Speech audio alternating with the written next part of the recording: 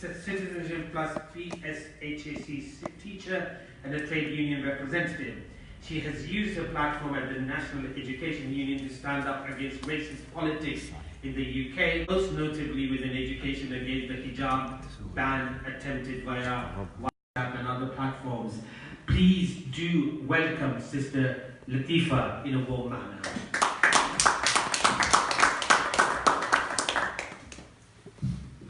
It's always really embarrassing, these introductions, but thank you very much for that. Bismillahir Rahmanir Rahim. Hi, and Assalamu alaikum to you all. I'd like to also send a special thanks and blessings to the Prophet and his holy family. So today I'd like to talk about three things. I'd like to talk about, number one, how, considering that the topic is women on the front line, where you find racism is becoming very, very sexism, anti-Semitism, etc. We need to first look at, as women, how God has given us. I actually spoke on quite a few of the ladies in our history that I wanted to talk about. Sorry, I didn't want to take your thunder. That's fine. But as in, I want to discuss them in the way that I know them. So inshallah, I'll be doing that. And then the second, two, I think, really important things for me that I wanted to bring to this discussion was, number one, the benefits that I find being a British Muslim woman, as well as the challenges that I find growing up in this society and working in this society. So inshallah, you will also benefit from these topics. Rasulullah alayhi salatu wasalam, he came to create a safe environment for women where they are acknowledged as contributors to society in varying but equal capacities to men. And as someone who came to religion in my late teens, I felt hugely empowered by the examples of female activism in our rich history. It's a huge shame that we don't hear about their contributions as frequently as the males. The men fought on the battlefield and are glorified for it, but the women also fought, in some cases, alongside them on the battlefield, and in others, as nurses, providers, and as educators. I draw from my inspiration the examples of people like Lady Khadija, the breadwinner of her family, but also the primary financer of Islam. The example of Lady Maryam, the lady who fought for the right of the woman to practice her faith at the same prestigious level time did. Lady Esther of Egypt under her tyrant husband Pharaoh, a battle which many women still face today in secret. Sayyidah Fatima, who fought for the right of women to inherit, and on the same platform her daughter Sayyidah Zainab, who fought the oppressive secretariat politics implemented by the oppressor of her time. We also have a beautiful example of religious activism from a lady that we rarely hear about. She refused to denounce her faith and her belief in God, which led to her death, her martyrdom. And her name is Sumayya bint Khabat, and she was the first martyr of Islam. A poignant side note that is in our history. It is built upon heroic activism of women. To our children, and we educate them in a way that we tell them, your mother, your mother, your mother, and then your father. Often in our society, men still dominate, often at the detriment of women, who still only see their worth when it is linked to a man, whether it is as a daughter, as a wife, or as a mother of male heirs. What I'd like to talk about now is just my own personal experience, being a British Muslim woman, and the experience of many people like myself, participating in public life and in the media in the West. It does have its benefits and its challenges. In terms of its benefits, I find here that I am given my right to my privacy. To practice my faith in centres the way I want, the right to wear what I want, or race-related events, but the right is undeniably there. As a veiled woman, we are also positively discriminated against in employment and in other fields. I'm acknowledged as a minority that is consistently treated unfairly in daily life, and the system in this country creates a legal path for me through the Equality Act of 2010 to be considered ahead of others, provided that I am as good as a candidate as others in experience and qualifications. On secular issues that affect society like politics, education, healthcare, we are also, as British Muslim women, given the platform to share our experiences. Just and moral men and women of all backgrounds and beliefs hear from us too little, And when a woman finds herself confident enough to talk, in my experience, everyone does listen. Whether this has an impact is another issue. And lastly, I find that we empower other women. The right of a woman to choose for herself how she dresses and act for herself is being accepted in public opinion and legislated on all over the world. We look at cases in Saudi Arabia where in 2011, King Abdullah granted women the right to vote and stand in the 2015 municipal elections, which is elections in small towns and districts. To Ireland, most recently, where women are now able to have abortions legally. Now, to give some context, I know this is a very sensitive issue. To give some context, even women who were suffering health-related issues in their pregnancies were still not allowed to abort. This year, Irish women, and I heard firsthand from victims of this oppressive law, this year Irish women shed cases where they had to wait until their fetuses died in their stomachs and they could still not abort. Instead, they would have to suffer from the dead child shriveling and decaying in their womb. This practice in giving a woman the right to abort if it affects her health is something that exists in faith. It is Islamic in nature because there is no compulsion in religion. And if God has not forced us to practice in His way and obey Him, who is mankind to do so to each other?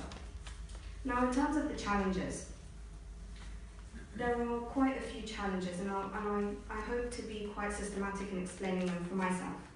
In society, there are gender equalities, so this affects all women, whether they are Muslim or not, whether they have faith or not.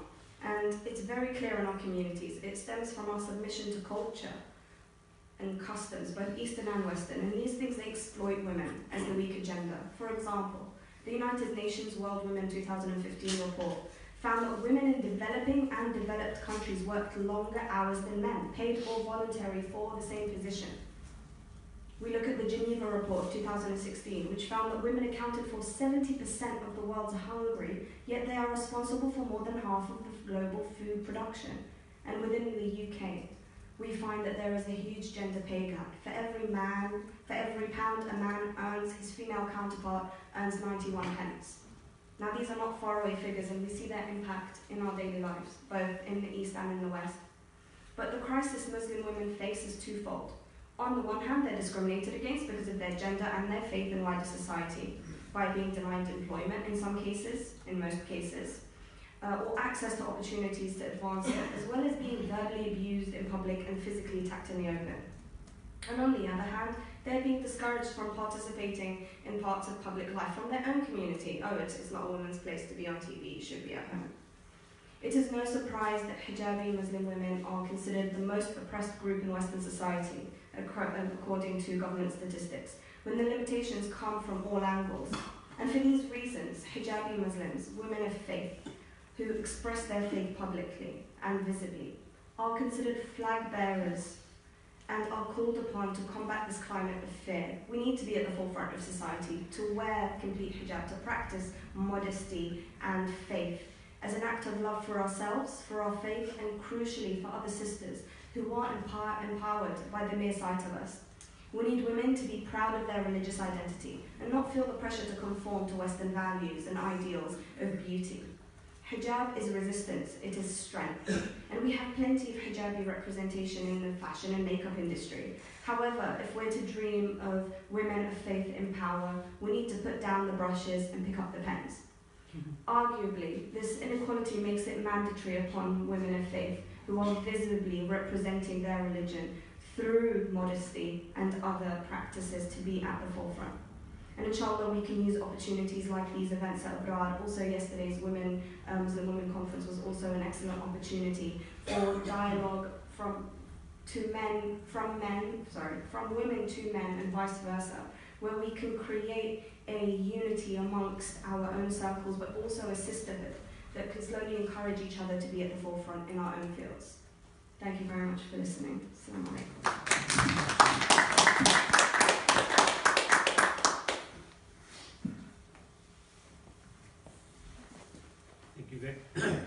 Thank you very much for sticking to your time. A lot less than I thought, but obviously being a teacher, I suppose you want to keep everything in perspective and sort of, speak to the allocated time. Thank you very much, sister, for those comments, and I'm sure it will inspire some questions in due course. Our next speaker is a Roman Catholic sister belonging to the Missionary Sisters of the Society of Mary. She's from New Zealand with lifelong involvement in Muslim Christian religions in Fiji, New Zealand, Algeria, Mauritania and France, as well as in London. She's serving at Notre Dame de France Church. Her main ministry is at the Notre Dame Refugee Centre, which is open to people of all faiths. Please welcome Sister Catherine Jones in a warm manner.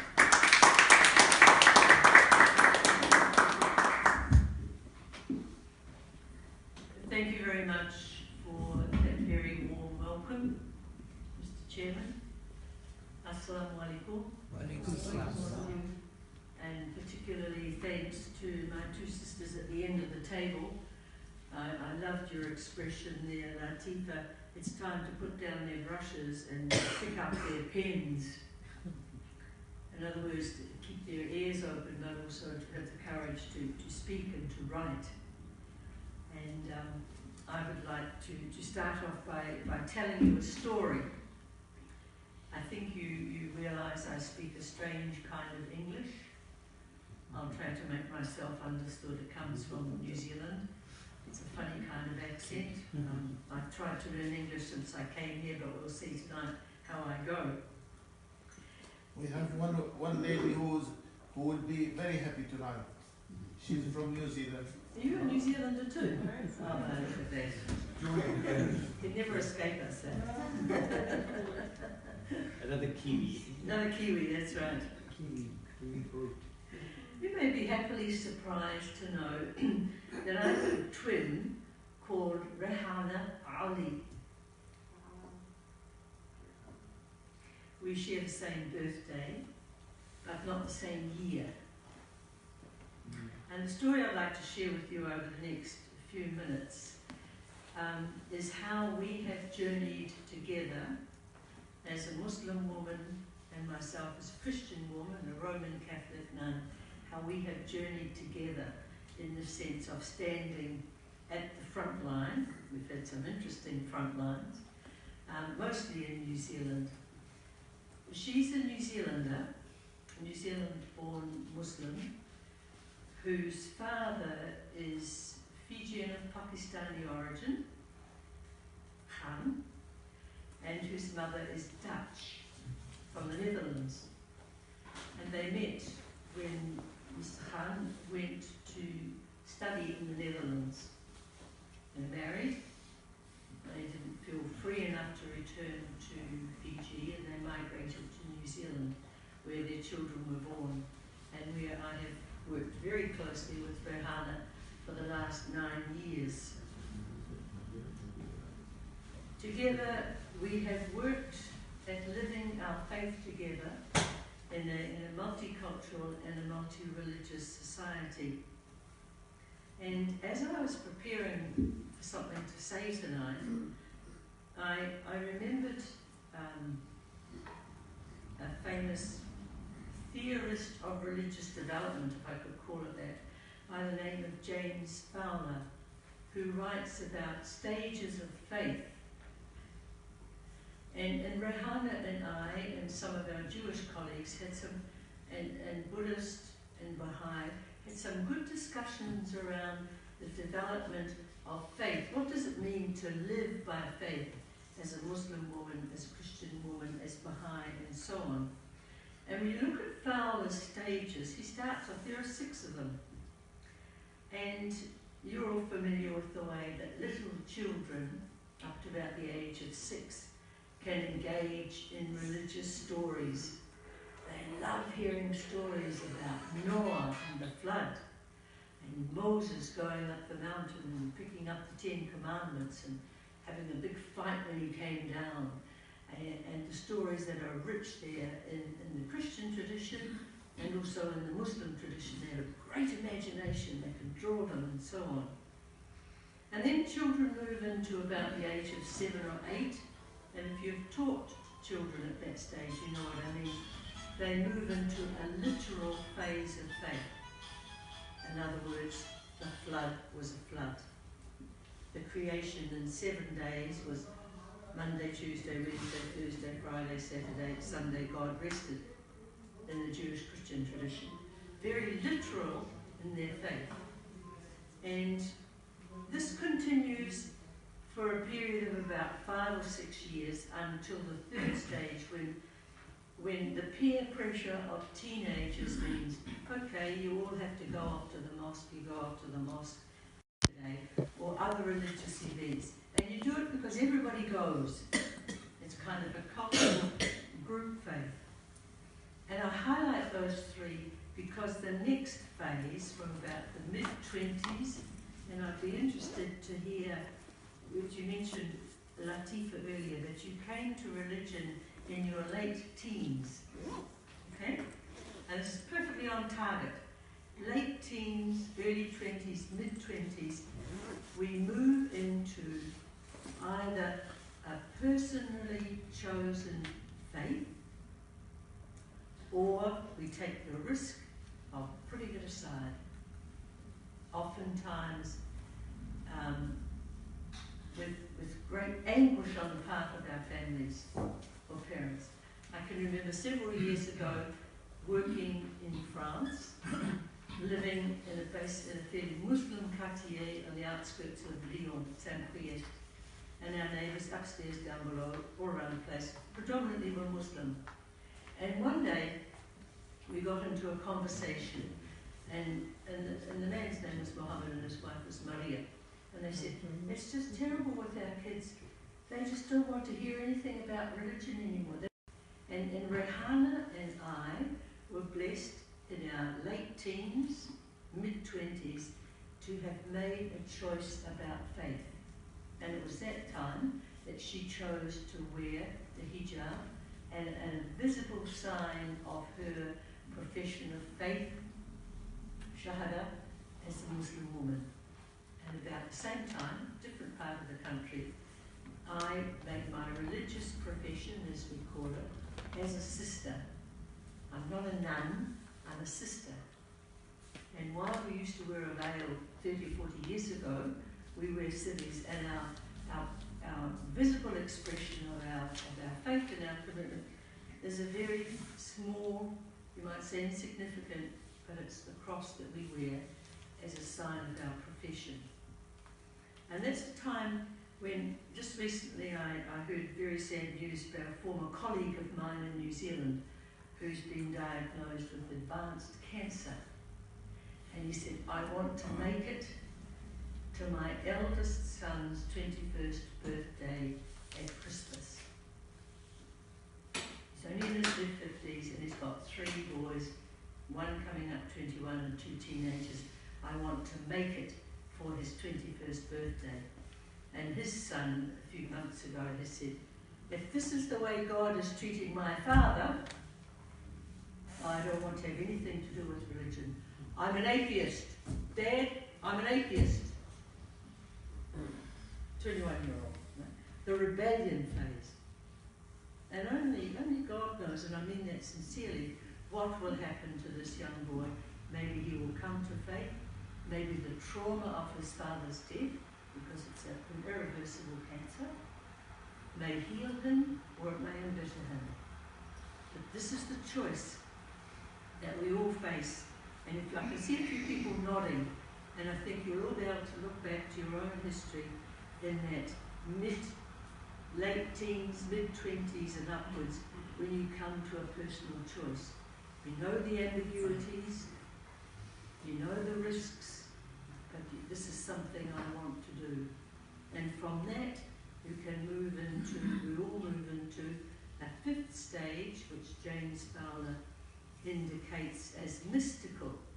It's a bit of an unusual word, but it highlights really the interiorization. And this is one of the tremendous gifts that Rehana has been for me, because we've been able to talk about how we live our faith. How do we experience God in our lives? Through interpersonal relationships, through the signs of God's presence in nature around us, and in the life of the community, of the Ummah. We also come to realise that the community is not just my own immediate family or religious group, but it's a community of all people that God has created. Some are Muslim, some are Christian, some are Hindu, some are Buddhist, but we all share a common humanity, and we live it in different ways, through different cultures, through different gender orientations, through different religious practices. And the challenge in this space of early adulthood, now 20s, 30s, 40s, is to live this reality in daily life and making a contribution to society. I've been several times up to Rahana's office, up on the 7th or 8th floor of a very posh building right in the heart of Wellington, New Zealand. She's an IT developer of some sort. I don't understand IT, but she does. And she's got a beautiful big office about the size of this, beautiful. And she's got the Qibla facing Mecca, and she's got some beautiful calligraphy around her. There's almost like an air of sacred space there. And in the corner is all her IT stuff. But she's deeply involved in the world in which she's living, and deeply rooted at the same time in her own faith. And I'd like to affirm something that Latifa's already said, that our religious choices are both profoundly personal, but in community and in the public sphere. And, you know, we need to claim that right to be able to express our faith publicly. Whether it's for myself by a small cross, whether it's sometimes when I dress more formally, whether one chooses a headgear, a headdress, or some kind of external manifestation of their faith. We have great discussions in New Zealand about the Sikh community, and you know how the men was. So we have a right. Claim it. Us as women. Claim the public space that is ours, because no one's going to give it to us on a plate.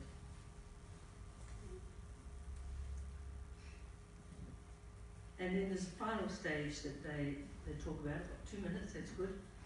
And it speaks about the sacrificial element of religious faith development and a keen identification with truth and justice as we search for it, as we realize the definitions, the boundaries, the limits are kind of a bit porous at times. There's no such things as absolute justice or absolute truth. We need to work at these. We need to work at understanding them with one another. And again, Rahana, through her friendship, through the friendship with her family and her local community, had helped me to do that. Not long before I left New Zealand, we had a Jewish, Christian, Muslim evening, sharing our appreciation of someone of another faith. And I chose a Jewish woman by the name of Etty Hillison, young woman in her mid-20s who was put to death in the concentration camps in the Second World War. And the Jewish speaker thought, who's he going to speak about? You know who he spoke about? The Mayor of London, Javed Khan. Is it Javed? Sadiq. No, Javed is the Home Office. Sadiq Khan, and he said, at first I thought, I'm never going to like this man. He's a West Ham supporter. What's a West Ham supporter? Gosh. But anyway, we had many jokes about it. But this Jewish man's appreciation of the Mayor of London. And Rahana took us on a journey of 2 Christian women whom I'd never heard of, with the Mariposa sisters from Honduras, who took a stand against an autocratic, violent government and paid the price with their lives. They were one of they disappeared. Okay. Now that's extraordinary, but it's the radical commitment that comes either later in our lives, and is expressed visibly that we are prepared to take a stand for what we believe.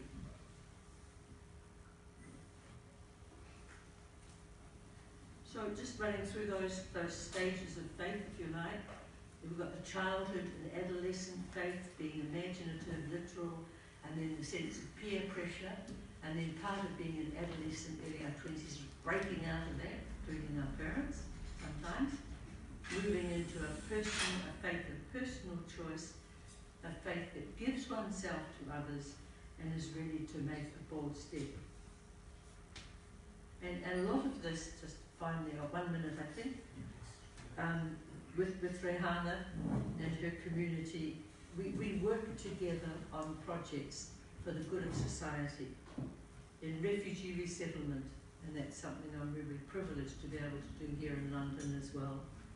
We did a lot of work on environmental protection, re-establishing the shoreline around south of Wellington where we lived, making sure that people were able to learn how to use the ground and grow their crops and so on. And on one of those occasions, I had a pair of tramping boots that were getting a bit worn out, and all of a sudden the sole gave way, you know, flop, flop, flop, flop. The sole came off the tramping boots, and we were up a trip somewhere. And so I went, the first day guy said, oh, come on, I'll put a bandage around it. So here was I with this foot wrapped up in a bandage outside my boot.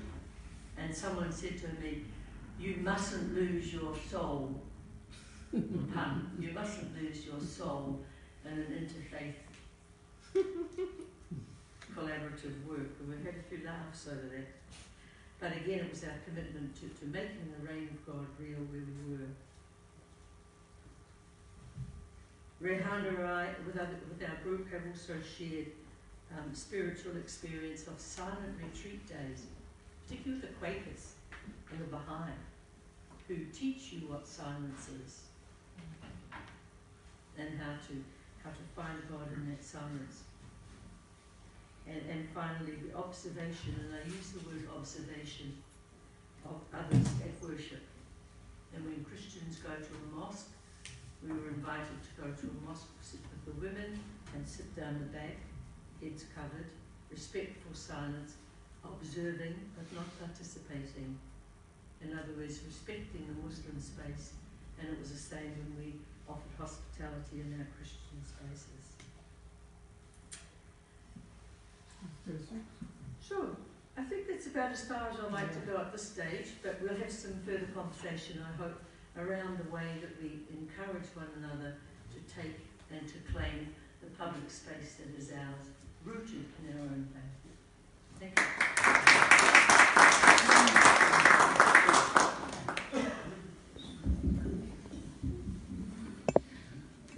Obviously, a number of discussions that we've had on this platform, secularism has become a dogma. Conversation is removed from God zone, if you like, where materialism, commercialism, and that's where I think the whole essence of the debate is, whether it's women who are trying to reclaim the space of talking about faith, talking about the spirituality, where secularism demands that we leave that at home or in the enclosed environment of religious places rather than bring it into the public domain. And of course, tonight is not the evening to discuss that, but I'm sure it will come up in the discussions from the questions from the floor. What I just do want to say on the comments that our sister made earlier is that taking a stand in what we believe. So that, I think, is the crux of the whole debate, that whether religious people or people of any faith take up a stand and not to be sort of sidelined by the secular forces that are there, whether you listen to radio or read in the print media or broadcast media. That is the sort of dialogue which is being promoted, that we shouldn't take a stand We should just keep quiet, go to work, go home, and worry about our mortgages and what to do with it. Thank you very much. Our next speaker, she believes that strategic human resource practice is a fundamental source of organizations' productivity. Please welcome Sister Jenan Abdullah.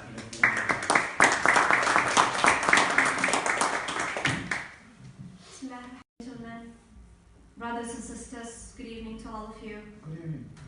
I'm very happy to join you today in this program, and I'm very happy to listen to my sisters in their interesting and valuable speech. Islamophobia. When we talk about Islamophobia, it's not something new. It's not something that we are facing now. It's something that happened ages ago. And actually, Prophet Muhammad, peace be upon him, was the first one who really faced Islamophobia. When he started to invite people to believe in Allah, and when he started to separate the message, his international message of Islam. He was humiliated, he was hurt, and he was broken-hearted because of that. And this continued to all his family and to all the followers, and until now to all Muslims. So this is something not new that we are only facing. But maybe especially women, because we wear the hijab, and when people see us, they identify us, and they classify us, and sometimes put us in a certain classification. That's true, but there are a lot of examples that we can learn from, and we can take them as role models to stand up for what we believe and what we think is our right. Today I'd like to talk about Lady Zainab, peace be upon her. And it's not something easy to talk about Sayyidah Zainab, because when I was trying to prepare for this, I was unable to really to start, because I felt that I have so much that I want to share with you. Shall I talk about my own personal experience as a child I come from Bahrain, small village in Bahrain, that we used to celebrate Muharram and Safar, these very two special months. And we used to act and do play role about the orphans of Imam Hussein and his family, and how Sayyidah Zainab used to take care of us. And then when I grew up, I used to take the role of Lady Zainab, and we used to move from one village to another to do these plays and this acting. Shall I talk about her patience, her strength, her political insights, her intellectual wisdom? There's a lot to talk about, but maybe I choose to talk about her role in separating the message of Islam, and how she shared the responsibility of doing so.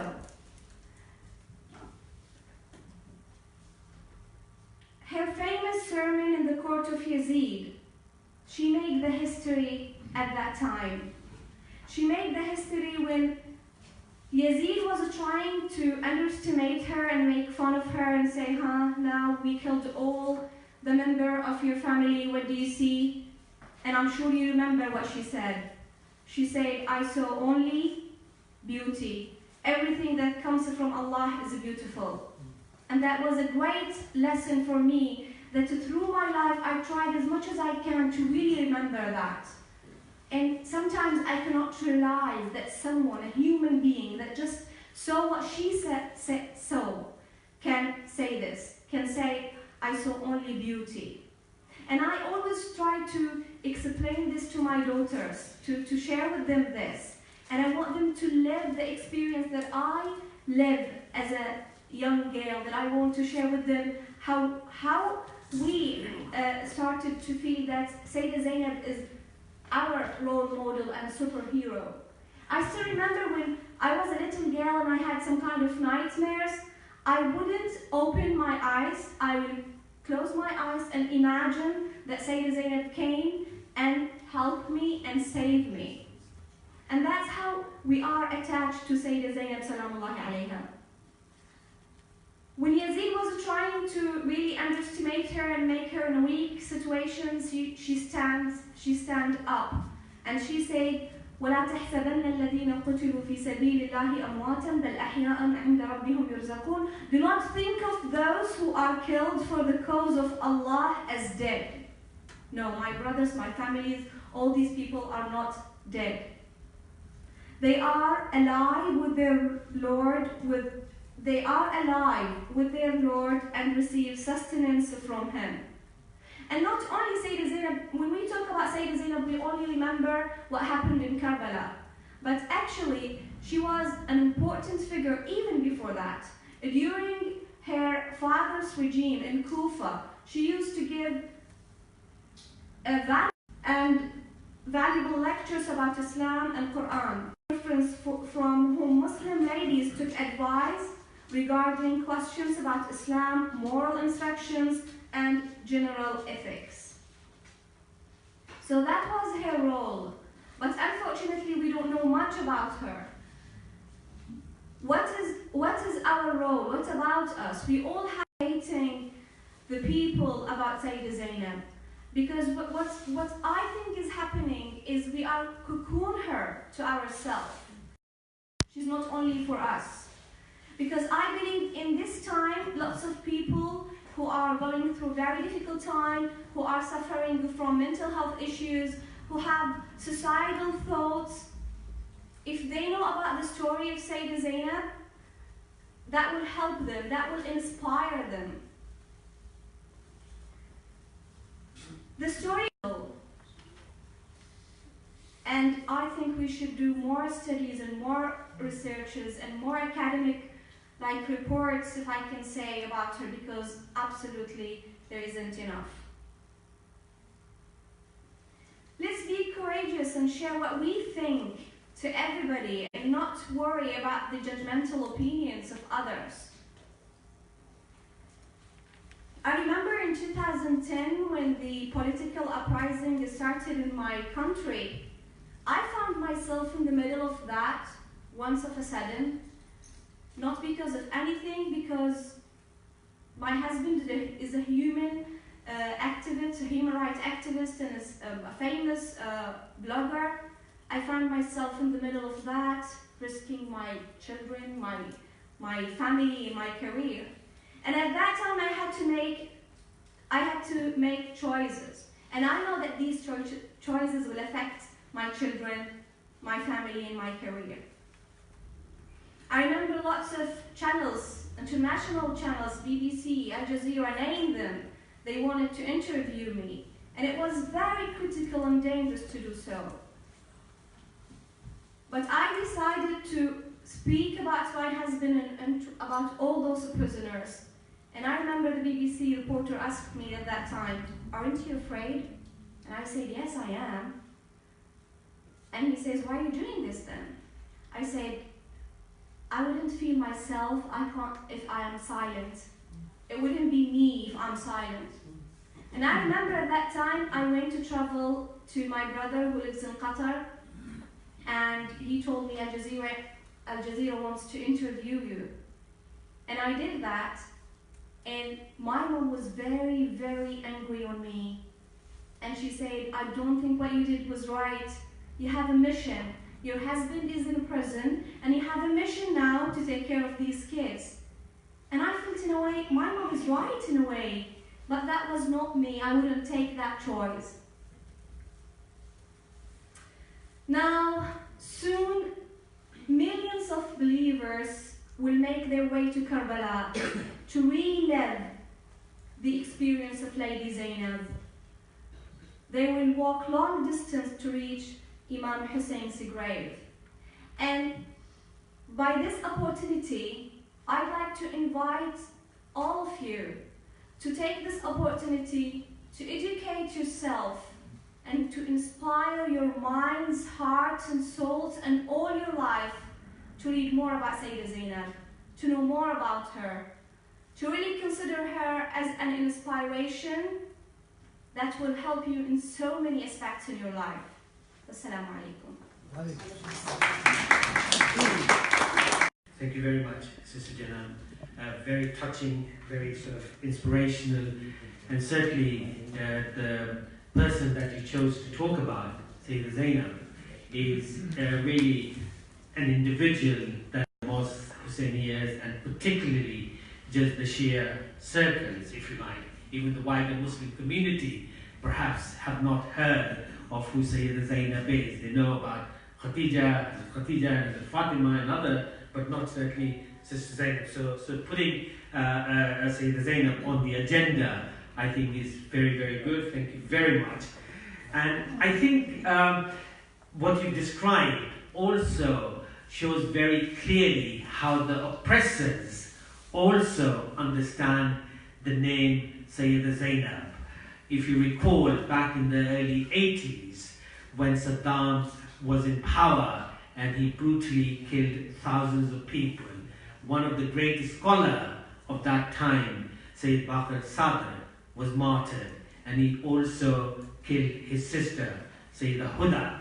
And he particularly said at that time what Yazid did by leaving Zainab to propagate the message of Hussein and Karbala and how to stand and fight against oppression. So Saddam very well knew that what Sayyida Zainab did was to ignite a rebellion against Yazid and oppressors of that time and continuously throughout history. So that again shows that the role of women, how poignant, how particularly important it is that they can actually motivate their sons, their husbands, their brothers to move mountains, whilst men perhaps are not able to inspire in a similar manner. So thank you very much, sister, for putting that on the agenda. I open the floor for questions. Thank you. Brother has a question here, and I'd like to have some sisters also, because we have got more females also in the audience, to please raise their hand. I'm very pleased that today the speakers are all female, because up to now many men have been here for quite some time. Most of them were men, and when I asked the question, they couldn't answer. But in this today, I hope I will have some answers. I've been, by the way, I've been to Jerusalem and Bethlehem and that place, and also to Sayyida Zainab's tomb in Damascus. So I have seen all those places. Medina, I've done 5 Hajj. 5 times I've done Hajj and 2 times Umrah. So I've been to travel all together. My question is very simple. Women have been undermined all the time, even now I suppose. But the point is that when Isa was born, they said he is the son of God, because there was no father. But when Eve was born, she had no mother. But why didn't everybody say that she is the daughter of God? Can anybody answer this question? Okay.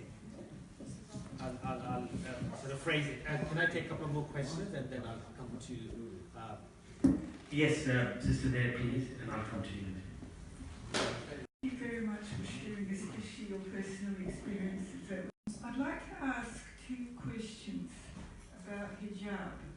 Does it actually say in the Quran that you have to cover your head? Because from what I've read, it says draw your inner garment over your outer garment and be modest.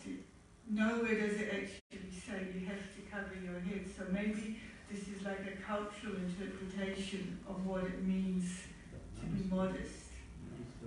And also, when we're living maybe in a place like Britain or maybe even in New Zealand, and if you put on your coat when it's cold and your scarf and you go out, nobody will actually look at you because you're just like all the other women. But if you put hijab, you are actually drawing attention to yourself because you do look different. So isn't that a contradiction? That you're not meant to draw attention to yourself, but by the very fact of putting hijab, you are drawing attention to yourself.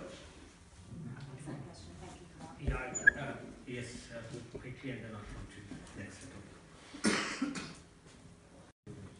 Thank you much. I think all the three speeches are very, very good and thought-provoking, really.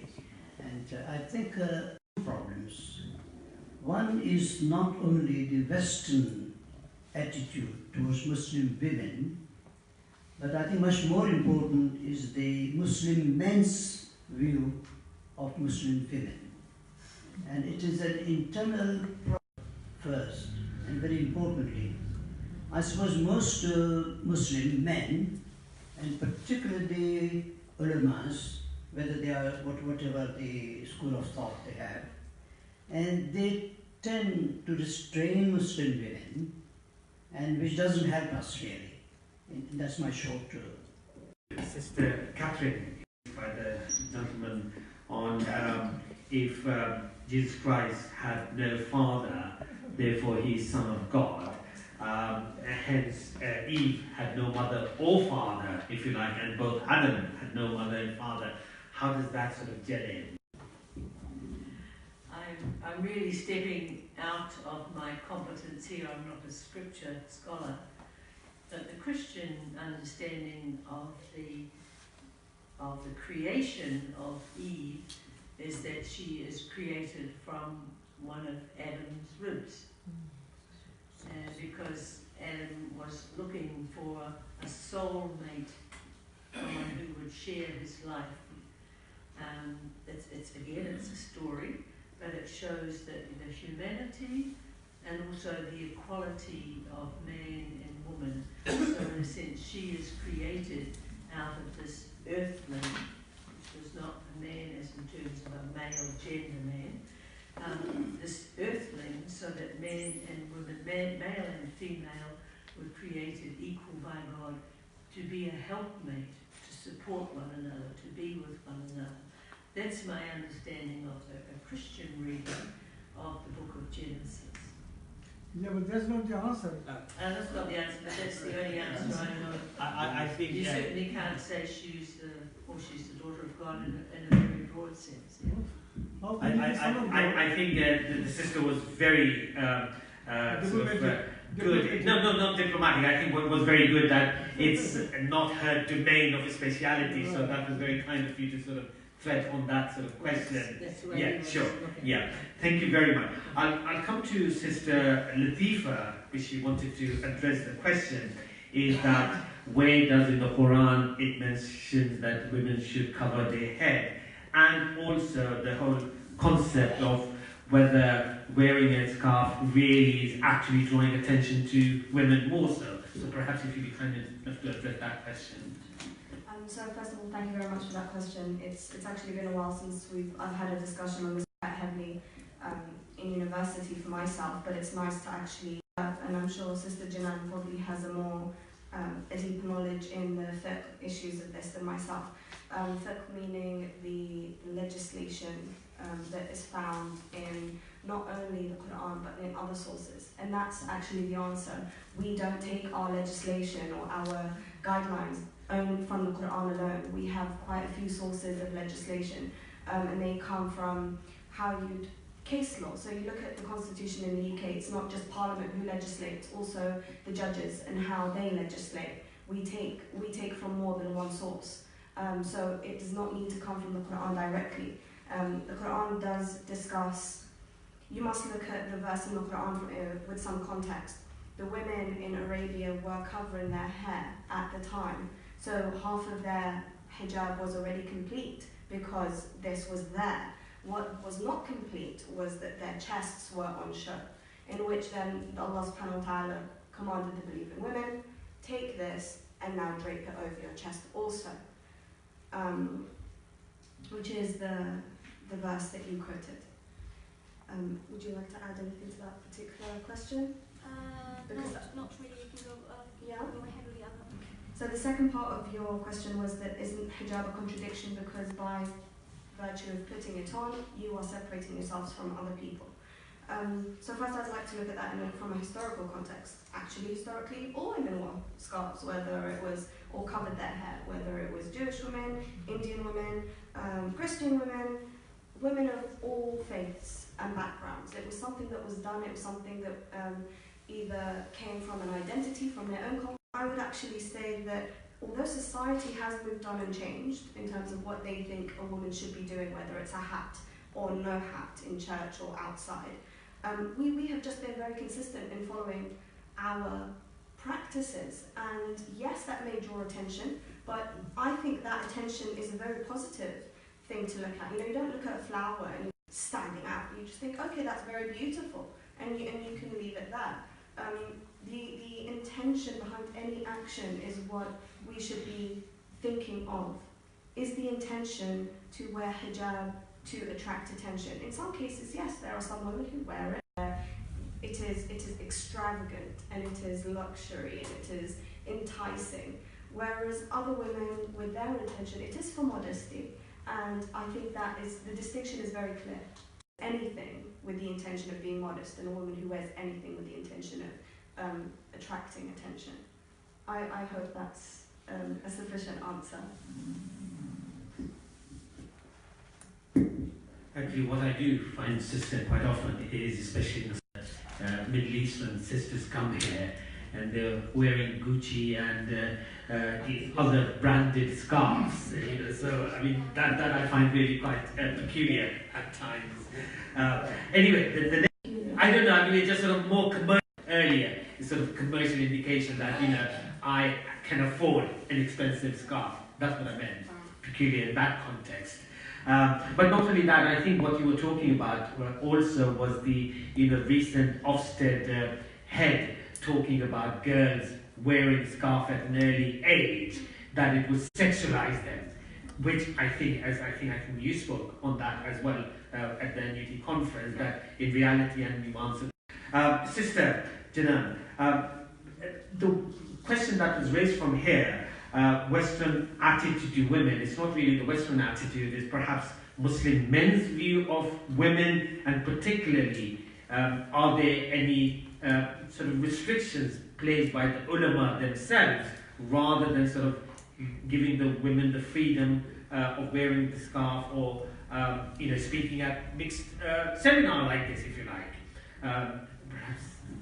Well, I'm not sure if I am the right person to be asking this question, because I believe it has to have a lot of knowledge, and really deep knowledge as this question. I think the hijab debate, and I think the lots of different interpretation of the verses in the Quran about hijab.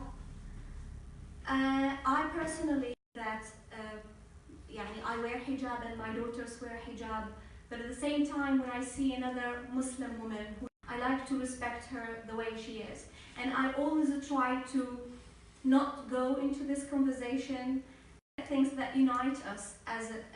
I don't go into talking a lot about what I think, what the verses of Quran really say, and what I understand, what other people might interpret the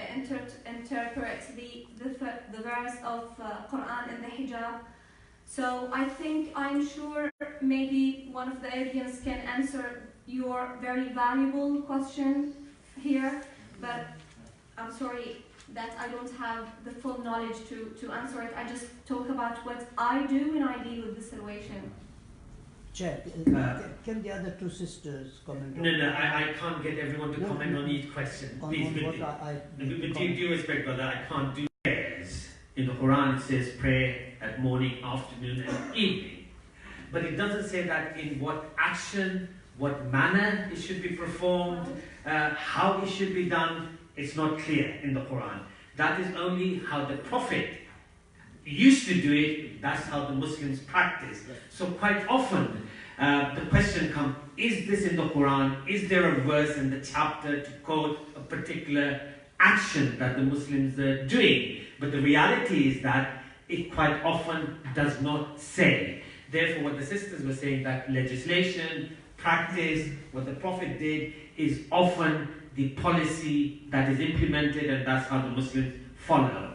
So I hope that clarifies some things, so that our audience can appreciate that perhaps hijab is not mentioned, that this much head should be covered and so on, but the practice was, and therefore it is continued in that manner. I hope that helps a little bit. I think you had a hand, brother. Okay, Brother Saeed, and then I'll come to someone else, please. Sister, The mic is there, please, Brother Saeed. my question to the sister is, how much emphasis does the There are church, sisters here today. the sister, the one who is called Sister Catherine. Sister Catherine Jones, how much does the church emphasize on the modesty of women? And also, how much is the church perturbed or disturbed by the commoditizing, making the woman a commodity in the West here? I don't know what's the verb from commodity, but Commoditization. so this is commercializing their own. Okay. Yes, another one in the front here, please. I totally agree with you, from lady from New Zealand, you see, about hijab, you see, where nothing is prescribed. I'm told modesty is the main thing. I've been here for 60 years and I never saw hijab way back in 60s, you see. And I come from India as well, from Mumbai, and I never saw hijab until very recently, and also full-fledged black, you see. So I'm astonished, you see, that is it, I suppose it might be even before Islam, the hijab might have been, you say, more historical or more, you see, commercial or more type of the thing which has been observed. Another thing I find is very difficult is that we have not compared what is called a cosmopolitan ethic, which should include every type of religion, Hinduism, Baha'is, and other religions, which are either you can live together, you see, we have got only one world. And if you start, you see, distinguishing, and we can live in peaceful situation. And I think that must be emphasized, what is called cosmopolitan ethics. If you look at in the website, you see, you will find some much more details about the participation by all communities. Dr. Ali, please.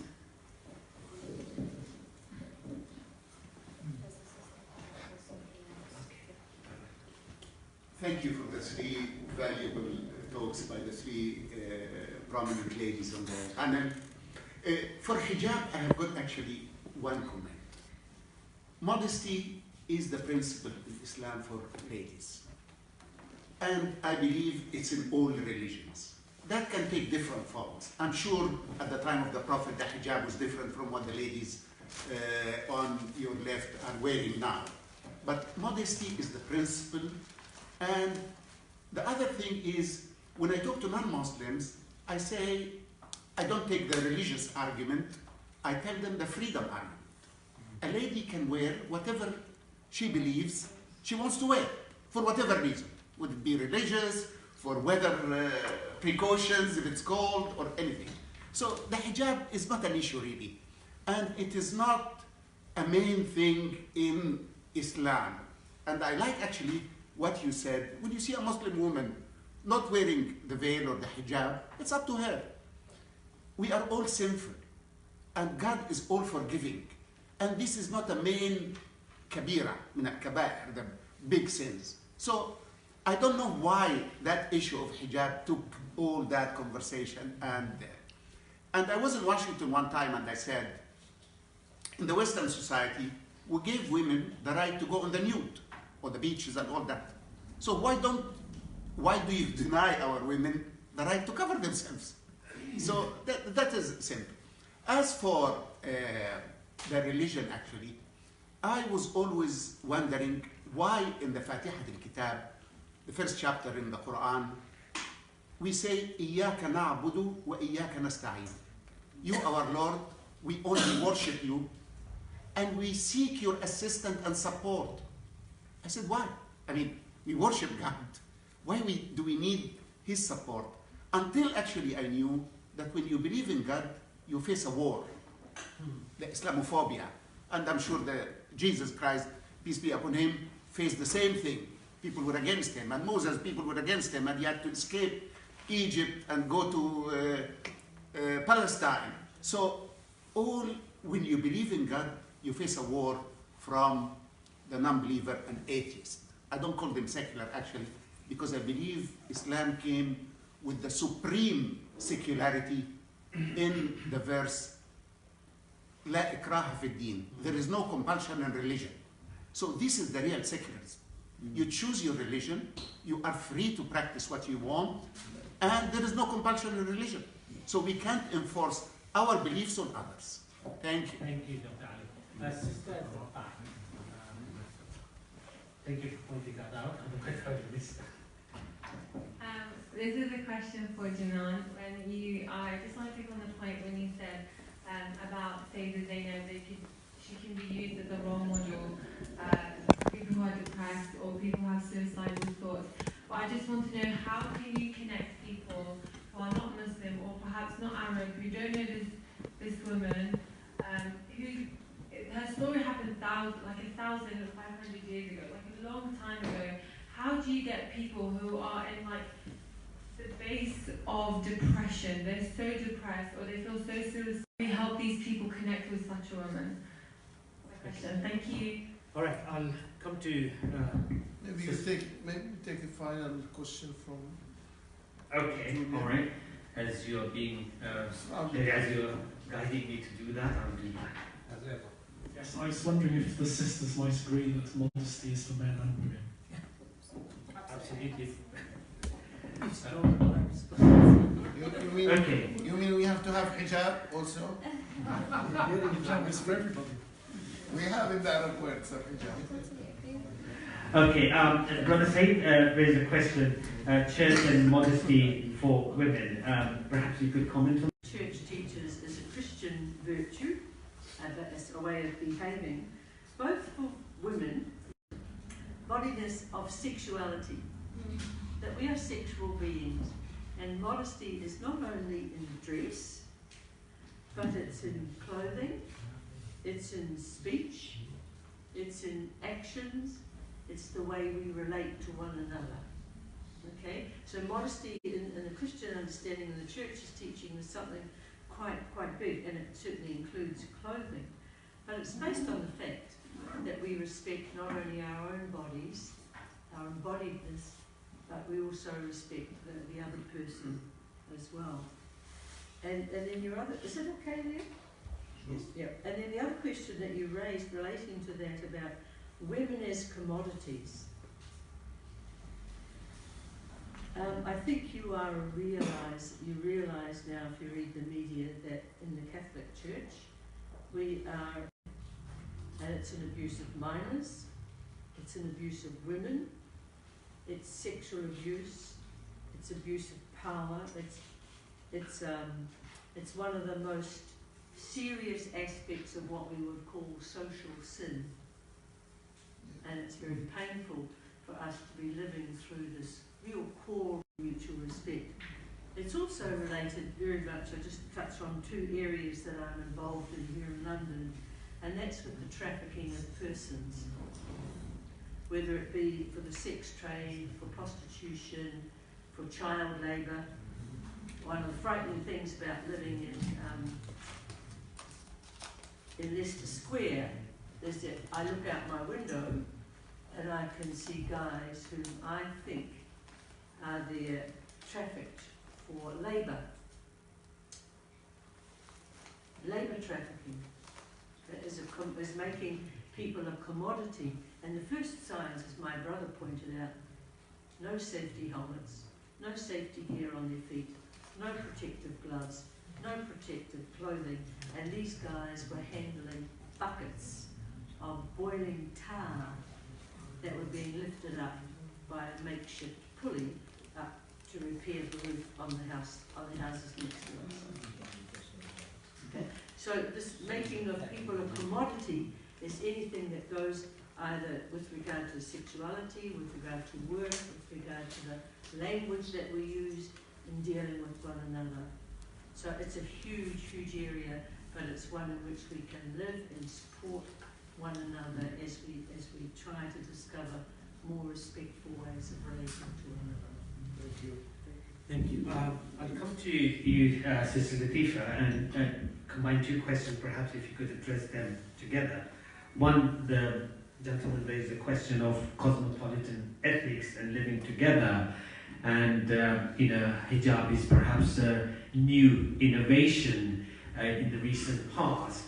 And secondly, related with that is the freedom argument that women have as much right to be on a nudist or beach wearing whatever they want, plus also Muslim women who want to wear a hijab, they have as much freedom as they want to wear a hijab. Perhaps if we can address that. Thank you. Women have always been told what to dress and how to speak and how to look, who to speak to, who not to speak to. And yes, I understand that the argument that Sister Catherine was mentioning, that it has to do with us being, sexual creatures. We are social creatures. We are people who, by nature, need to be around others. And hijab is primarily, I guess, a way of both men and women using modesty to create a safe space for everyone to interact and to get their needs met in a safe and wholesome way. Women should have the right to choose. They're still fighting for it in some places in the world. If a woman wants to go to a nudist beach, she should be able to. I don't understand the question, if that is a question from you, brother. And if a woman doesn't want to wear hijab, then she shouldn't be forced to. It's the same concept. No one should force another human being to do anything. I know that as parents, we have responsibilities to our children to raise them in the right way, but even that, the state intervenes in. You're not supposed to harm your child in a certain way. There are limits and boundaries to how you can interact with your own child in this country, let alone force them into certain, religiosity practices. I think that's too wide a topic to discuss. I do think that everyone should have the right to choose. And for me personally, I can tell you I had to fight to wear my hijab. My dad didn't want me to. My dad told me, no, this is just going to be a phase. You're young, wait till you're older. I had to get extended family members involved in allowing or in helping my father accept my choice. So it was something I had to fight for to actually put it on, which may surprise quite a few people. Small girls are forced to wear hijab. Okay. Right? Excellent point. So little girls are forced to wear hijab, right? Little girls are also forced to wear skirts. They're also, no, it's not. No. I'm sorry, brother. If you want to talk about what little girls are forced to do, then please acknowledge the fact that they are forced to eat broccoli when they don't want to. Please discuss the fact that they are forced to wear pink, play with dolls, have showers. Hijab for a little girl is identity. It's a cloth. No one is. It's not going to choke her. It's not going to put her in a position of harm. If we are allowing parents to clothe their children in hoodies and tights and shorts and bikinis, then we should also extend them the courtesy if they want to put a little girl in a scarf, which is a piece of cloth that just simply covers parts of her hair and her ears and her neck, then she should be able to. Otherwise, we should restrict all parents from having any impact or any choice on their children and what they wear and what they eat. It's either this or that. You can't say that the scarf is something that's so different. No, it's not. Also, for little children growing up in families where also other women wear the hijab, it's something that, I want to be like mummy. I want to wear heels like mummy. I want to put makeup like mummy. I want to wear hijab like mummy. For them, it's a cute identity concept, which later on they are spoken to about in a more detailed way. Spirituality is brought into it. And if a parent does their job correctly, then the child will understand the beauty behind hijab and inshallah accept it for themselves. If it's not done in a correct way, then the child will usually rebel or not understand it and rightfully not want to wear it because it doesn't make sense to them. It's restrictive and oppressive. In terms of diversity, Can you just remind me what the question was, or brother, if you can repeat that? What was your point on diversity? It's all cosmopolitan ethics, you see. Okay, excellent, thank you. Cosmopolitan ethics. This country has created something in recent years that it is pushing down everybody's throats, and it's called British values. It's not calling they're not called human values, they're not called universal values, they're not called cosmopolitan. Place for, you see, practicing Islam. Completely liberal society as such. Okay, it's liberal, I'm with you, it's secular, which gives me my right to privacy, and it's exactly what I've discussed. I agree with you completely, I'm not knocking this country down. I love couple of months, there's been a whole sort of question about this cross-dressing issue, and where the girl may want to dress like a boy, or a boy may want to go to school wearing a frock. And a recent case has happened, which I'm sure you could confirm as a teacher, is that one of the white parents, not a Muslim, not a Hindu, but white parents who stopped their boy from wearing a skirt, and they are being taken to court for child abuse. Now that is just sort of there all my life. It's my duty to make my society better. Therefore, when I criticize, it's not a criticism that make it.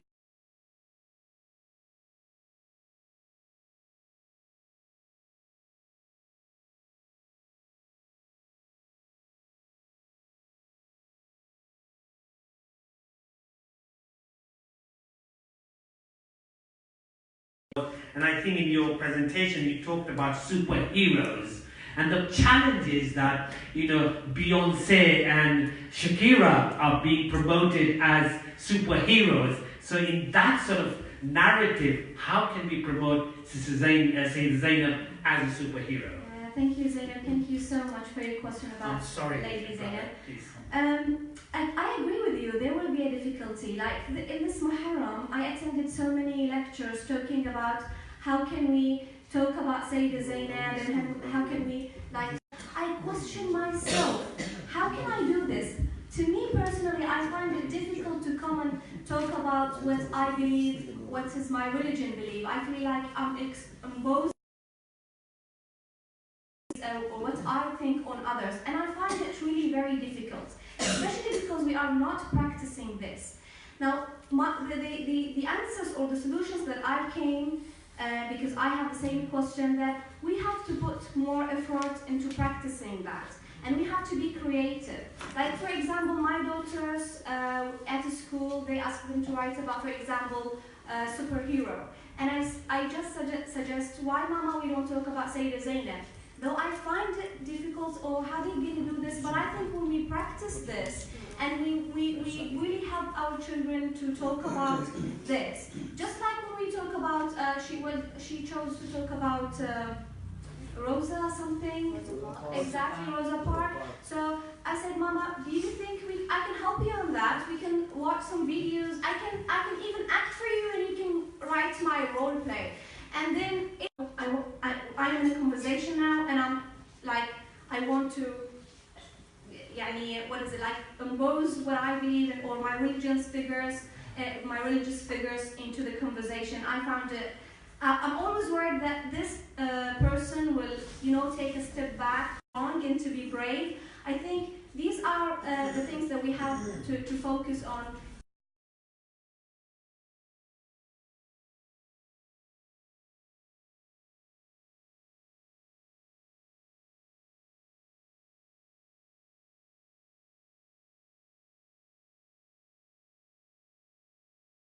Please forgive me, because everyone will. I won't be in a position to conduct this program, so forgive me. People must raise their hands before time is over. Okay, please, finally. So absolutely, to add on to what Mr. Jenan is saying, if, for example, you read Sayyida Zainab's speech in the court of Yazid, and how she speaks, and how eloquently she explains her